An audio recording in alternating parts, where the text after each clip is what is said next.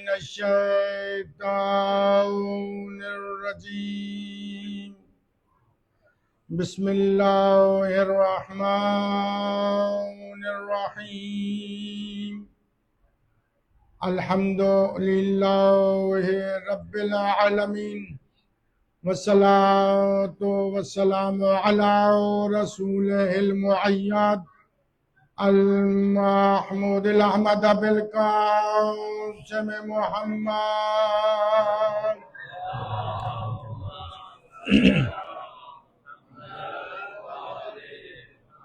والصلاة والسلام على أخيه وابن أمه ووارث علم الأولين والآخرين أسد الله الغالب غالب على كل غالب مولانا أبي الحسن علي بن أبي طالب صلوات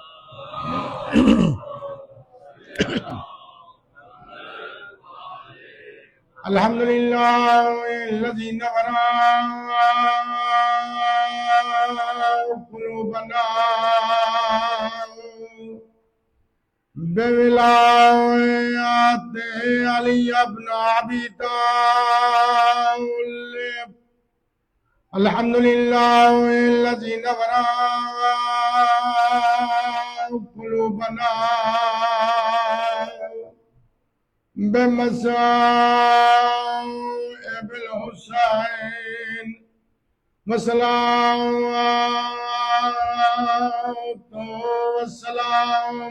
على أهل بيته الطيبين الطاهرين المعصومين واللعنة الدائمة على أعدائهم ملعونين أما بعد بسم الله الرحمن الرحيم والضحى والليل إذا سجى ما ودعك ربك وما قلى وللآخرة خير لك من الأولى صلوات محمد وعلى آله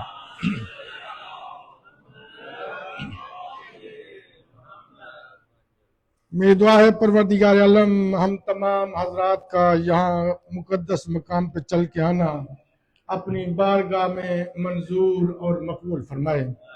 پروردگار عالم تجھے ذکر محمد و آل محمد کے صدقے میں حاضرین کی جو دلی حاجات اور خواہشات اور آرزویں براللہ ان کو پورا فرما۔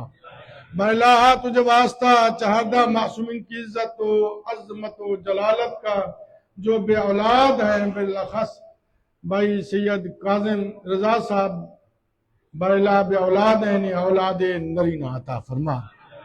براللہ تجھے واسطہ چہردہ معصومین کی عزت و عظمت و جلالت کا جو بیمار ہیں مومن مخصوص بیمار ہیں انہیں صحت کامل و عاجل عطا فرما۔ براللہ تجھے واسطہ چہردہ معصومین کی عزت و عظمت و جلالت کا براللہ جو لوگ بھی دام میں در میں سکھ میں شرکت کرتے ہیں صف عزا بچھاتے ہیں لنگر و نیاز کا اہتمام کرتے ہیں مرثیہ خوانی کرتے ہیں ماتم داری کرتے ہیں نوح خوانی کرتے ہیں براللہ تو علام الغیوب ہے تو بہتر جانتا ہے ان کی اس عبادت کو اپنی بارگاہ میں منظور و مقبول فرما ان کی دلی حاجات کو پورا فرما۔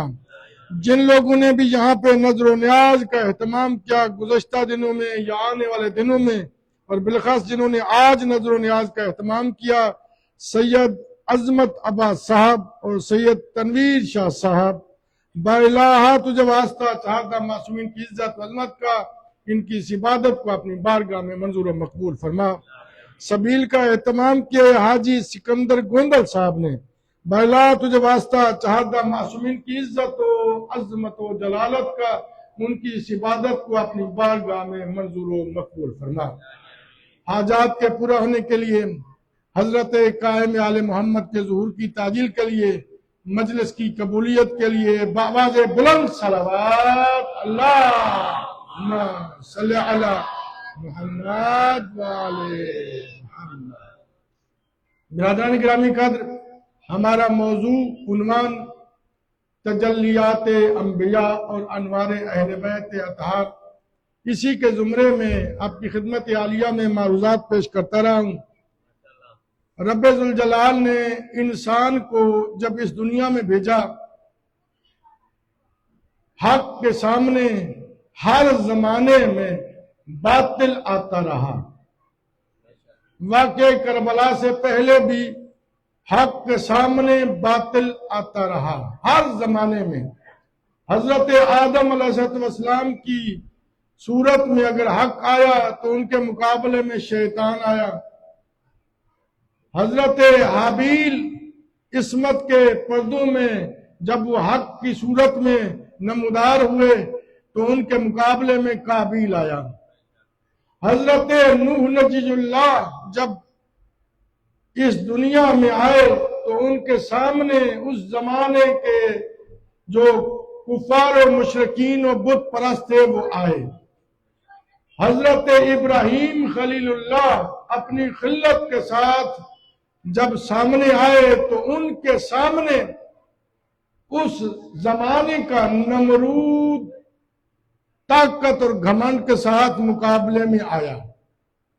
حضرت موسیٰ کلیم اللہ آئے حق کی صورت لے کر، اللہ کی کلام لے کر، تو ان کے مقابلے میں فرعون آیا۔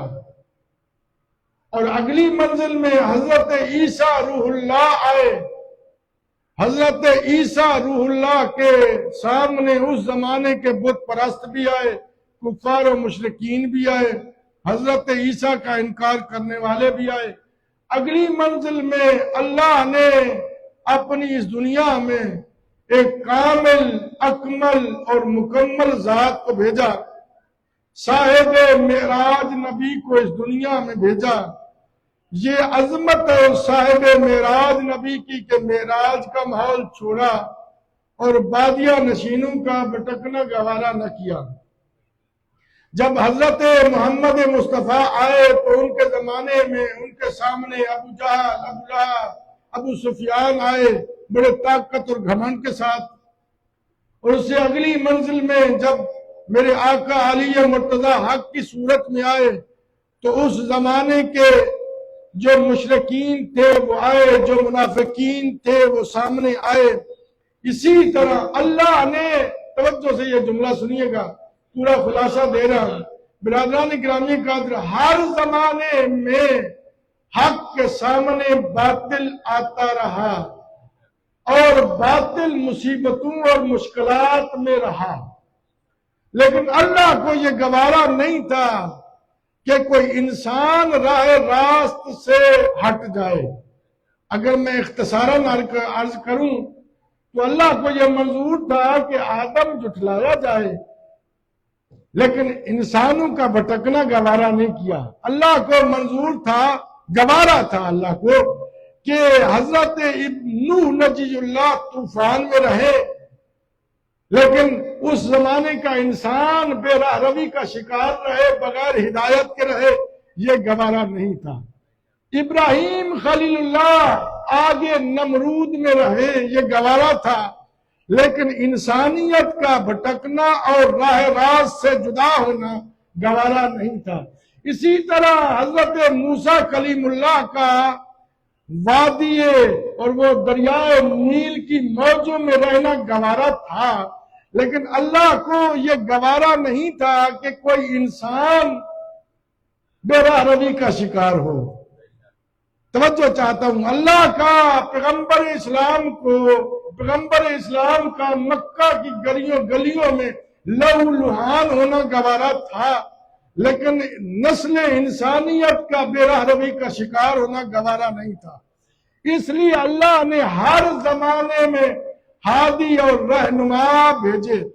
برادران گرامی قدر، یہ سچ اور جھوٹ کا، ظلمت اور نور کا، ہر زمانے میں ٹاکرا رہا۔ آغاز میں مقصد کربلا بیان کرنا چاہتا ہوں، اگر متوجہ ہو گئے تو آپ کو محنت میری آپ تک پہنچ جائے گی۔ حضرت یہ جتنے میں نے انبیاء اور مرسلین کے نام لیے، ان کے سامنے آنے والوں کے نام لیے، وقت کے پاس وقت بہت مختصر ہے، میں چاہتا ہوں کہ پورا بیان آدھے گھنٹے میں بیان کر دوں یا 20 منٹ میں، تاکہ مصائب پڑھوں۔ برادران گرامی قدر، اس زمانے کے سامنے آتے رہے، لیکن کسی زمانے میں بھی، یہ توجہ سے جملہ سنیے گا اور یاد رکھیے گا، نوجوانوں کو بتائیے گا، کسی زمانے میں بھی حق آتا رہا، اس کے سامنے باطل آتا رہا، لیکن کبھی بھی باطل نے یہ نہیں کہا کہ میں حق ہوں۔ توجہ سے یہ جملہ سنیے گا، کبھی بھی باطل نے یہ نہیں کہا کہ میں حق ہوں۔ کیسے؟ حضرت آدم کے مقابلے میں شیطان آیا، لیکن اس نے اپنے آپ کا حق ہونے کا دعویٰ نہیں کیا۔ حضرت ابراہیم کے مقابلے میں نمرود آیا، اس نے یہ نہیں کہا کہ میں حق ہوں۔ حضرت موسیٰ کلیم اللہ کے مقابلے میں فرعون آیا، یہ نہیں کہا کہ میں حق ہوں۔ مقابلہ کیا، لیکن یہ نہیں کہا کہ میں حق ہوں۔ بڑی توجہ چاہتا ہوں واقعہ کربلا کے۔ اور حضرت عیسیٰ روح اللہ کے سامنے وہ بت پرست آئے، یہ نہیں کہا کہ ہم حق ہیں۔ ابو جہل، ابو لہب، ابو سفیان و کفار و مشرکین مکہ آتے رہے، لیکن پیغمبر اسلام کے سامنے آ کر یہ نہیں کہا کہ ہم حق ہیں۔ پیغمبر اسلام کے بعد یہ جو ایک سلسلہ چلا ہے، واقعہ کربلا میں جو یزید ملعون نے کہا تھا، واقعہ کربلا کی اہمیت کہاں ملا برادران گرامی قدر؟ اس لیے کہ جو سامنے آنے والا تھا وہ اپنے آپ کو حق کہہ رہا تھا، وہ حق کے لباس میں آیا تھا، وہ کہہ رہا تھا کہ میں حق ہوں۔ اور یہ کربلا کا جو واقعہ ہے، یہ دو شہزادوں کی جنگ نہیں ہے، یہ حکومت کی جنگ نہیں تھی۔ بڑی توجہ چاہتا ہوں، دو نظریوں کی جنگ تھی، دو نظریوں کی۔ ایک نظریہ چلا تھا حضرت آدم علیہ السلام سے حضرت خاتم پر مکمل ہوا، اور اس نظریے کو تا قیامت تک کے لیے جانا تھا۔ دوسرا نظریہ چلا شیطان، نمرود، فرعون اور اس کے بعد آنے والے اور پیغمبر اسلام کے سامنے آنے والے۔ وہ سامنے آیا، لیکن وہ یہ کہہ رہا تھا کہ میں حق ہوں۔ اس لیے پیغمبر اسلام نے مدینہ میں جب انہوں نے بیعت کا مطالبہ کیا نا، تو پیغمبر اسلام کے نمائندے تھے امام حسین شہید کربلا، انہوں نے جو جملے کہے نا وہ یاد ہونے چاہیے۔ اس جملے میں بڑی حکمت ہے، امام کا کلام ہے۔ یہ نہیں کہا کہ میں حسین بیعت نہیں کرتا، بلکہ یہ جملے ارشاد فرمائے، مثلی لا یبائی اور مثلا، کہ مجھ جیسا ان انبیاء مرسلین کا وارث ان جیسے شیطان اور باطل طاقتوں کے نمائندے کی بیعت نہیں کر سکتا۔ تو جو ہے نا یہ جملہ یاد، اللہ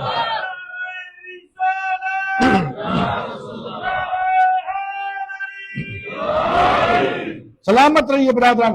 اب دیکھیے قرآن مجید نے ہمیں بتایا، قرآن مجید کی آیت پڑھنے لگا ہوں، اور یہ یاد رہنی چاہیے کیا کہ اللہ نے کہا الذین، پیغمبر اسلام سے مخاطب ہو کر ارشاد فرمایا، الذین یبایعونک انما یبایعون اللہ۔ اے میرے حبیب توجہ سے سنیے گا، جو تیری بیعت کرتے ہیں انہوں نے تیری بیعت نہیں کی، انہوں نے مجھ اللہ کی بیعت کی ہے۔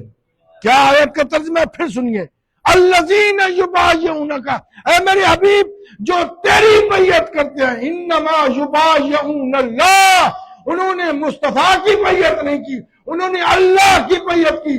ید اللہ فوق ایدیہم، اللہ کا ہاتھ، اللہ کا جو قدرت ہے وہ سب سے بلند و بالا ہے۔ وہ رسول اللہ کے نمائندے سے کہہ رہا تھا جس کے لیے رسول اللہ نے ارشاد فرمایا تھا، الحسین منی وانا من الحسین، حسین مجھ سے ہے اور میں حسین سے ہوں۔ یہ دو نظریوں کی جنگ تھی، اس لیے اب اس کی فتح اور شکست بھی منحصر ہوگی نظریے کی فتح اور شکست پہ. اس لیے ہم کہتے ہیں کہ کربلا میں میرے آقا امام حسین علیہ السلام نے حفاظت کی ہے دین کی.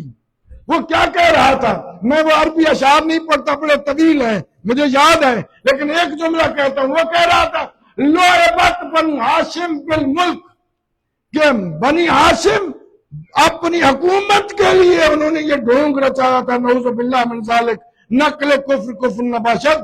اس نے یہ اشعار پڑھے تھے. اب وہ کیا کہہ رہا تھا؟ نہ کوئی وحی آئی ہے، نہ کوئی قرآن آیا ہے، نہ کوئی کلمہ آیا ہے، نہ کوئی اللہ کی وحدانیت آئی ہے. اس لیے میرے آقا امام حسین علیہ السلام جب اپنی نانا کی قبر پہ گئے تو ایک جملہ ارشاد فرمایا، نانا تیرا دین بھی رہے گا،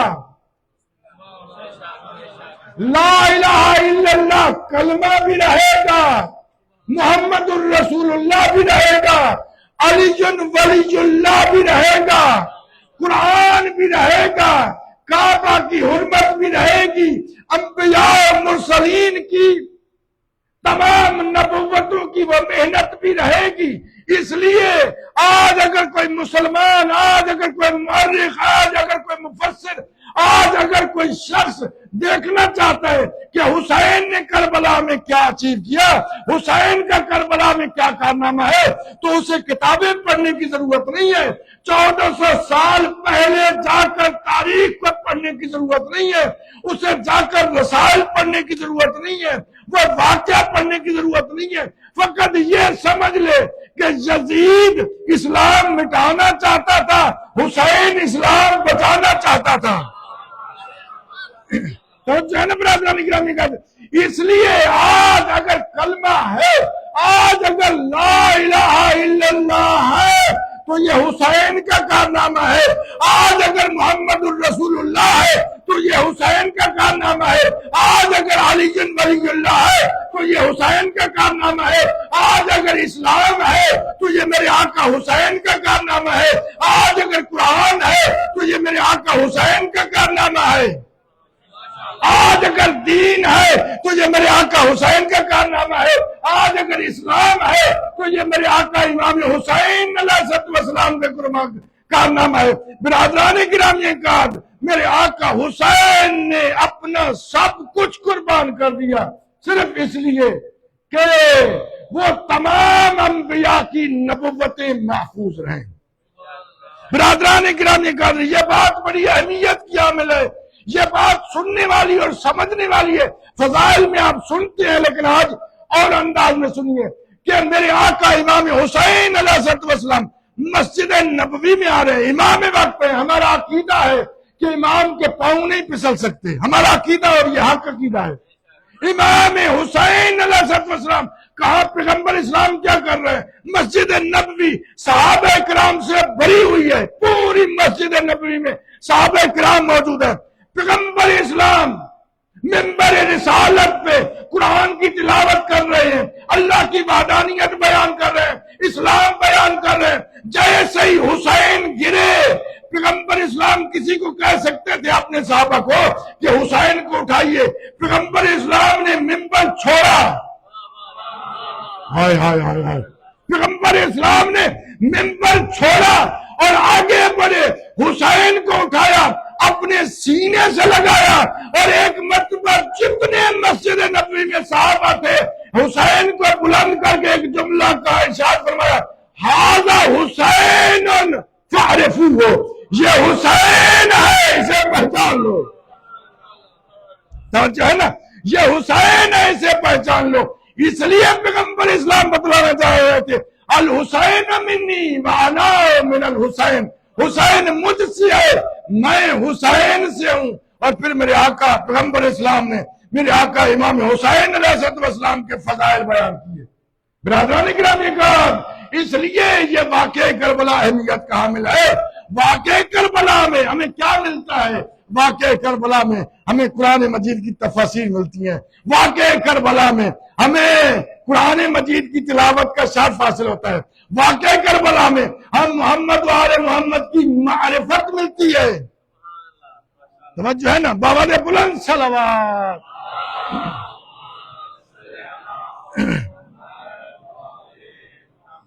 یہی وجہ ہے کہ ہم واقعہ کربلا کو اتنی اہمیت دیتے ہیں اور ہم جمع ہوتے ہیں. کیوں؟ اس لیے کہ یہ فقط یاد حسین نہیں ہے. یاد حسین در حقیقت تفسیر قرآن ہے. یاد حسین در اصل اسلام ہے. یاد حسین در حقیقت وہ تمام انبیاء کی نبوتیں ہیں. برادران گرامی کا اسی وجہ سے اللہ نے سورہ بنی اسرائیل کی آیت نمبر 71 میں ارشاد فرمایا وَيَوْمَ نَدْعُو كُلَّ أُنَاسٍ بِإِمَامِهِمْ. ہر انسان کو بروز قیامت ان کی ائمہ کے ذریعے سے بلایا جائے گا. سورہ بنی اسرائیل آیت نمبر 71. یہ میں حوالہ اس لیے دے رہا ہوں کہ بڑی اہمیت کی عمل ہے.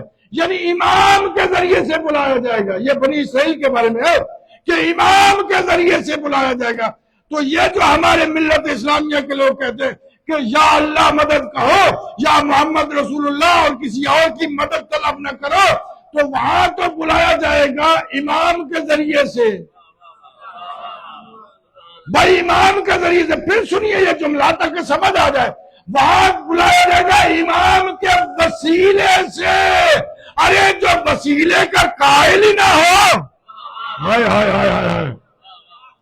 امام کے ذریعے سے بلا یوم ندعو کل اناس بامامہم.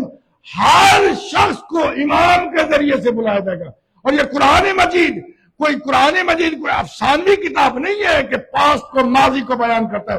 قرآن مجید کی ہر زبر زیر نقطہ پیش اس میں حکمت موجود ہے.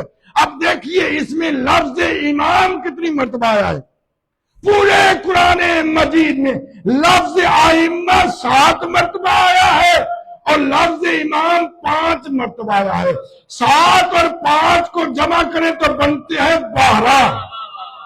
اب جو کہتے ہیں کہ یہ 12 کو ماننے والے ہیں، قرآن میں بھی 12 کا ذکر ہے. صلوات پر محمد و آل محمد.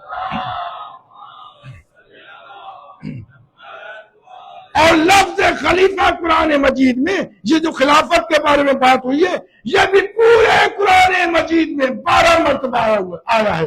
تو لہذا قرآن مجید بتلانا چاہ رہا ہے کہ رسول اللہ کے خلیفے بھی 12 یا برحق خلیفے ہی 12 ہوں گے.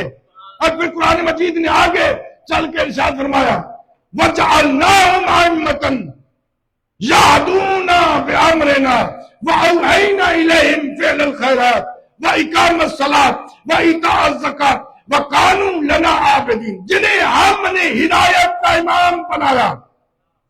بنی اسرائیل کے انبیاء کے بارے میں ہے جنہیں ہم نے ہدایت کا امام بنایا. اب ایک بات تو کہو گے یار چونکہ وقت نہیں ہے میں ترجمہ اور آپ کو نتیجہ دینا چاہتا ہوں، تفسیر میں نہیں جانا چاہتا. اگر متوجہ رہے تو پھر سمجھ آئے گی. وَجَعَلْنَاهُمْ أَئِمَّةً جنہیں ہم نے ہدایت کا امام بنایا. اللہ کہہ رہا ہے ہدایت کے امام وہی ہو سکتے ہیں جنہیں ہم بنائے، لوگ نہ بنائے. شورا یا اجماع کے ذریعے سے نہ بنے.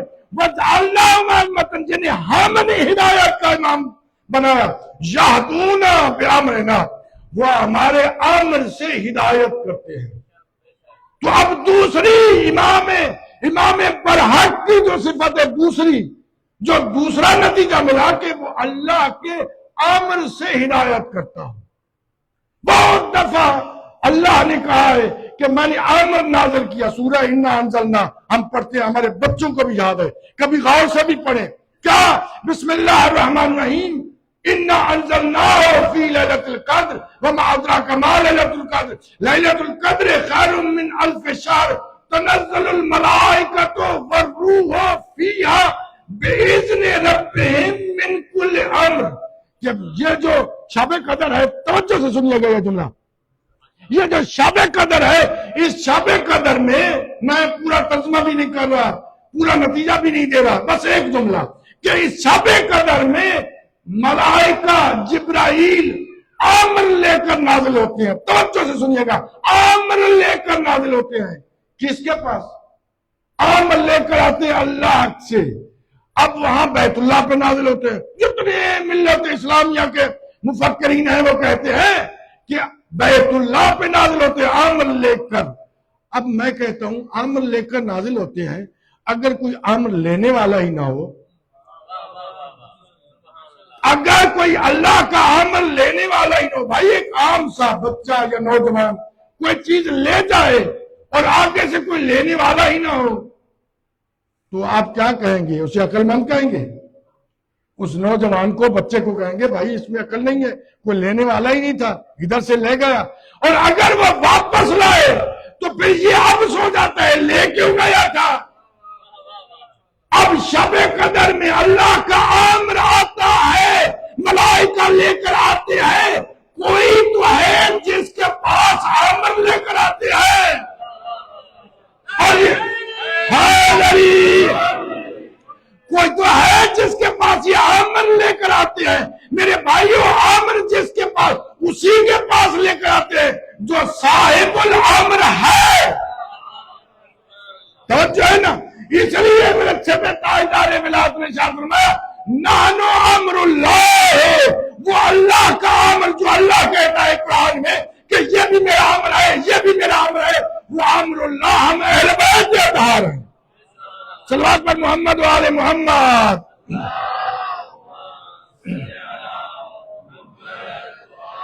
یہدون بامرنا واوحینا الیہم فعل الخیرات، اور ہم نے ان کی طرف وحی کی کہ خیرات کرتے رہنا.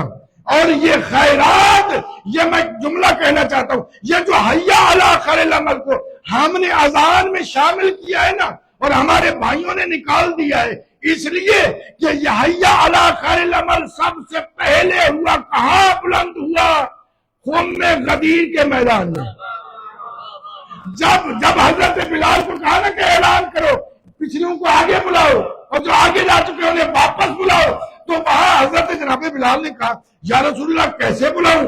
تو رسول اللہ نے کہا کہو حیا علی خیر العمل، حیا علی خیر العمل. یہ جو ہم نے اذان واقع میں خیر العمل کو شامل کیا، یہ اس بات کی دلیل ہے کہ غدیر یاد رہے. حیدری توجہ ہے نا. اور یہدون بامرنا واوحینا الیہم فعل الخیرات واقام الصلاۃ وکانوا لنا عابدین. اور وہ نماز پڑھتے ہوں، زکوٰۃ دیتے ہوں. یہ پوری تاریخ انسانیت میں حضرت آدم سے لے کر خاتم تک اور تا قیامت تک واحد ایک ذات ہے جس نے یہ دونوں عمل یکجا کیے ہیں.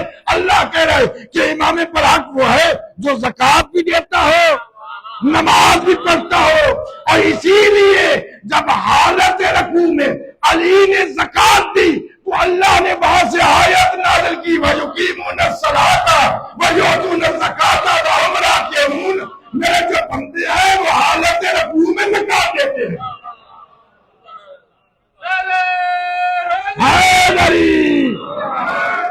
اور اس آیت کا آخری حصہ وَقَانُوا لَنَا عَابِدِينَ. اور ہمارے امام برحق کی ایک خصوصیت یہ ہے کہ وہ ماضی سے عبادت کرتے چلے آ رہے ہیں. قانون فعل ماضی کا صیغہ ہے، یعنی پاسٹ کا ٹینس ہے. ماضی سے عبادت کرتے چلے آ رہے ہوں. وہ ایسے ہوں کہ ان کا کبھی کسی زمانے میں انہوں نے بتوں کی پوجا نہ کی ہو. اب امام اور خلیفہ اور رہنما اور لیڈر وہی ہو سکتا ہے جو ماضی سے عبادت کرتا چلا آ رہا ہے. ارے جس کا بچپن جوانی بتوں کے سامنے گزرا ہو وہ سب کچھ بن سکتا ہے، ہدایت کا امام نہیں بن سکتا.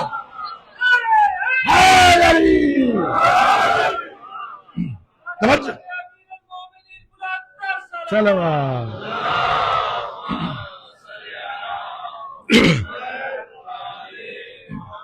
برادران گرامی قدر، اسی لیے جب وہ آئے میرے آقا کے پاس بیعت کرنے کے لیے، بس آپ کی محبتوں کو دیکھ کر یہ جملہ پڑھ رہا ہوں اور انشاءاللہ آپ کی رحمت تمام. برادران گرامی قدر، جب وہ آئے نا بیعت کرنے کے لیے میرے آقا و مولا کی گھر میں، پیغمبر اسلام نے ارشاد فرمایا تھا یا علی مثلو کا مثل الکعبہ، آپ کی مثال کعبہ کی مثال ہے. حاجی عمرہ والے کعبہ کے پاس جاتے ہیں، کعبہ چل کے نہیں آتا. علی بیعت لینے نہیں گئے، لوگ بیعت کرنے آئے. اللہ اکبر. دوسرے بڑھا کے کہہ رہے تھے نا، اب علی کے پاس جب لوگ آئے تو میرے آقا علی مرتضیٰ نے کہا جاؤ میں آ رہا ہوں مسجد نبوی میں، وہاں بیعت لوں گا. اب پوری مسجد نبوی صحابہ کرام سے بھری ہوئی ہے، سب لوگ حیران ہیں آج علی بیعت لیں گے. جو پہلا خلیفہ تھا اس نے احترام نبوت میں پہلا زینہ چھوڑا، دوسرے زینے پہ بیٹھا، دوسرے نے 2 زینے چھوڑے، تیسرے زینے پہ بیٹھا، اور تیسرے نے اوپر والے 3 زینے چھوڑے، چوتھے زینے پر بیٹھا. ابھی لوگ سوچ رہے تھے کہ علی کہاں بیٹھیں گے. میرے آقا علی کے مرتضیٰ تشریف لائے، ایک مرتبہ پہلے پہ پاؤں رکھا. آپ کیا سمجھیں، یہ آپ کی مرضی ہے. پہلے پہ پاؤں رکھا، دوسرے پہ پاؤں رکھا، تیسرے پر پاؤں رکھا، اور وہاں بیٹھے جہاں رسول بیٹھا کرتے تھے. اور جب وہاں بیٹھے نا تو صحابہ ایک دوسرے سے بولنے لگے، سرگوشی کرنے لگے. تو میرے آقا علی مرتضیٰ نے ارشاد فرمایا ما ھذا النجوی بینکم، یہ تمہارے درمیان سرگوشی کیا ہے؟ کسی نے جرأت کی یا علی وہاں بیٹھ کے جہاں رسول بیٹھا کرتے تھے. تو ایک مرتبہ علی کو چلا لایا، ارشاد فرمایا یہ منبر کی کیا حیثیت ہے، انا راکب رسول اللہ.